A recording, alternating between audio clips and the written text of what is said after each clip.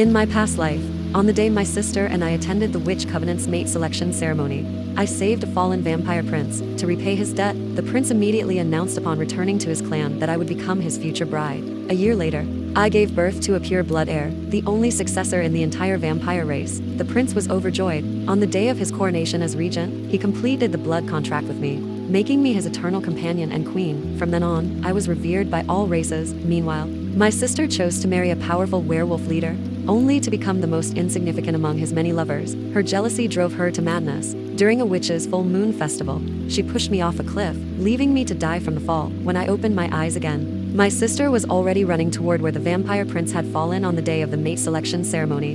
I knew she had been reborn too, but she didn't know that becoming the prince's bride was easy.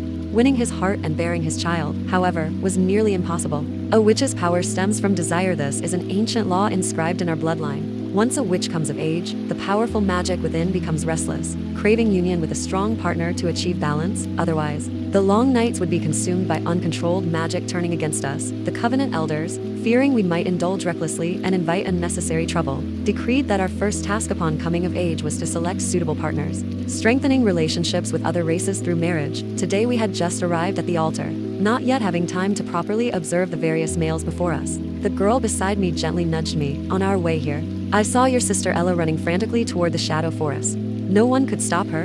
Isn't she participating in the ceremony? At these words, I immediately understood. It seemed I wasn't the only one reborn. My dear sister had apparently returned from the previous life as well.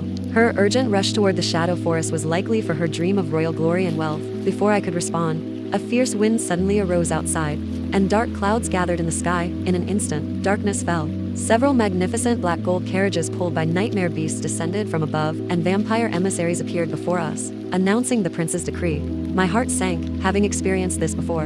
I knew this was Prince Alexander coming to claim his savior as his bride. In my past life, my sister had deliberately made things difficult for me, sending me to the shadow forest to gather moonflowers for her. Unexpectedly, through a twist of fate, I stumbled upon a man who had been ambushed by enemies and lay unconscious on the ground. Originally, I intended to use a witch's life energy to revive him while satisfying my most primal desires. To my surprise, upon awakening, he gave me the vampire regent's signet ring. Not only did he reveal his identity as a vampire prince, but he also directly announced through bloodline communication that I would be his future companion. Our witch covenant held neither high nor low status. We had never received such honor. Naturally, I had no choice in the matter. My fate was decided within a few words. Though vampires are lords of the night, they harbor unknown secrets. To nurture a pure blood heir, the mother must use her own life essence as nourishment for the fetus to absorb. The vampire bloodline power is particularly domineering. Ordinary females from other races simply cannot withstand it. Most die from life force depletion after a few months of pregnancy, taking both lives, but by chance, I survive. I directly gave birth to the only pure blood heir of this vampire generation. The vampire regent was overjoyed and immediately formed an eternal blood contract with me. Decades later, when Alexander inherited the regent's position, I naturally became his only queen, enjoying endless wealth and glory. Meanwhile, my sister, who had chosen the werewolf leader, discovered he was promiscuous with many lovers. She could never become his sole moon companion. Seeing him only once a month, how could that satisfy her nature as a witch? She washed her face with tears daily, living in unbearable pain. Finally, on the day of the witch's full moon festival, she lured me to a cliff's edge and pushed me over. I'll never forget that dying despair. Suddenly, surrounded by covenant elders, Alexander appeared before everyone holding my sister's hand, his face full of affection. Ella is kind-hearted. She saved me in the forest. From now on, she is my chosen bride. Following protocol, I knelt down. My sister looked down at the crowd with barely concealed triumph. However, where she couldn't see, the corners of my mouth curved slightly upward. Dear sister, since you're so eager to die, I suppose I'll have to grant your wish. The vampire prince's wedding was 100 times more important than our mate selection ceremony. My sister and I, along with several witch companions, were brought to the vampire's shadow castle, forbidden to leave even a single step, to focus entirely on preparing everything for my sister's pre-wedding arrangements, stroking the blood crystal necklace that Alex had specially sent over. I felt nothing in my heart. Though beautiful, this thing was nothing more than a death charm in my eyes. In my previous life, the rewards I received were 100 times more magnificent than my sister's. Every word and action of mine was even imitated by other women across the continent. But behind it all, only I knew how much I suffered trying to give birth to the child in my womb. Before I could examine it closely, a maid from my sister's side hurried over to me. Miss Leela, Her Future Highness requests your presence. She wants to see me. At this time, Shouldn't my sister be preparing her wedding dress? Why would she think of her insignificant sister? Though I still had some doubts, she was now the prince's publicly acknowledged fiancée, and I had no power to resist her words. As soon as I reached my sister's room, I saw Alex with his shirt open, looking completely satisfied as he walked out from inside. I quickly lowered my head. He didn't even glance at me. His scent was all too familiar, that unique aroma vampires emit after passion, a mixture of blood and roses. I knew my sister had already slept with him. There was no helping it. After witches come of age, they often lose control of themselves. Once they touch a man they desire, they can't help but draw closer. This was our fatal weakness. My sister lay half reclined on the bed with a smile, covered only by a thin silk sheet that did nothing to conceal her alluring figure. Seeing me enter, her expression instantly darkened. She slowly extended one finger, pointing at the embroidery pattern on the table. "You embroidered this? Very good." I didn't dare move. Since childhood, she had beaten and scolded me at will. Why would she be so kind as to praise me now? Moreover, thinking of how she had pushed me from the precipice in my previous life, my heart began beating uncontrollably. Seeing I didn't move, she suddenly sat up from the bed. She grabbed the silver candlestick beside her and hurled it viciously at my head. Blood blurred my vision as I forced down my inner rage and knelt on the ground. She seemed quite satisfied with my reaction and spoke lazily. "I brought you all here to watch carefully how I obtained all of this step by step. You'd better put away those restless thoughts and stop hovering around the prince, or else." I looked up to meet my sister's gaze.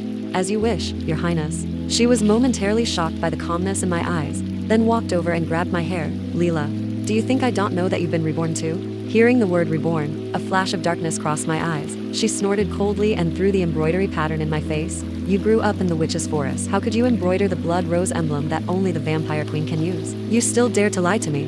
I sighed softly and stood up from the ground, supporting my forehead. "Sister, I never wanted to compete with you, and I absolutely won't appear before the prince." But she just laughed mockingly, her fingers caressing my face. "Do you think I would lose to an ugly girl like you? Even if you wanted to compete, you couldn't beat me." I fell silent. Some things I didn't fight for because I wanted to live longer.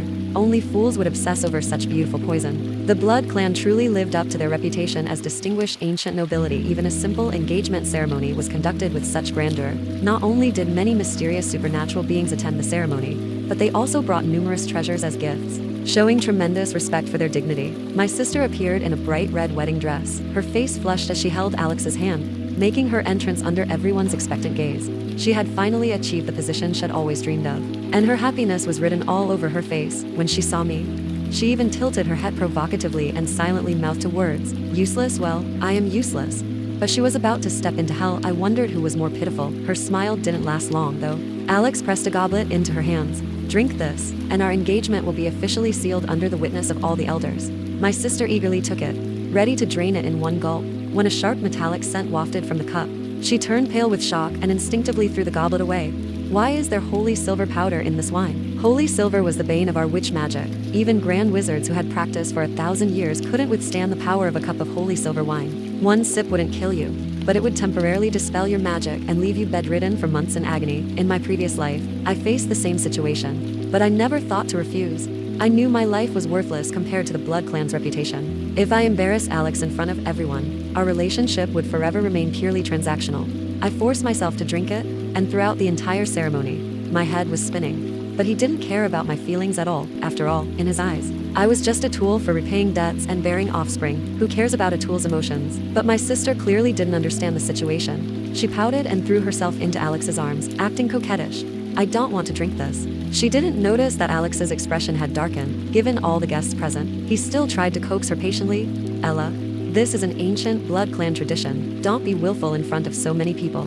Logically, when the noble Blood prince himself said this, my sister should have backed down, but as if oblivious to the approaching danger, she continued to refuse. "I hate this stupid tradition. We witches despise holy silver the most. I never want to see it again." This statement completely enraged the Blood clan elders present. They viewed drinking their partner's bane as a symbol of loyalty and conquest. My sister's words were tantamount to slapping them in the face. Sure enough, several Blood clan nobles began quietly complaining that the bride didn't know proper etiquette, even questioning Alex's judgment. When these murmurs reached Alex's ears, his patience was completely exhausted, and his voice carried icy fury.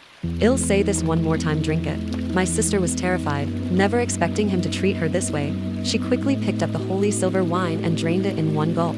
But it was too late. Everyone's mood had already been ruined. After completing the ceremony, Alex stormed off without even sparing her a glance. My sister stood there bewildered. Just yesterday they had been so affectionate. How could they turn against each other over a cup of holy silver wine? I let out a cold laugh. She was too naive. Nothing was more important than the blood clan's dignity. A bride meant to be decorative actually thought she could influence the prince's will.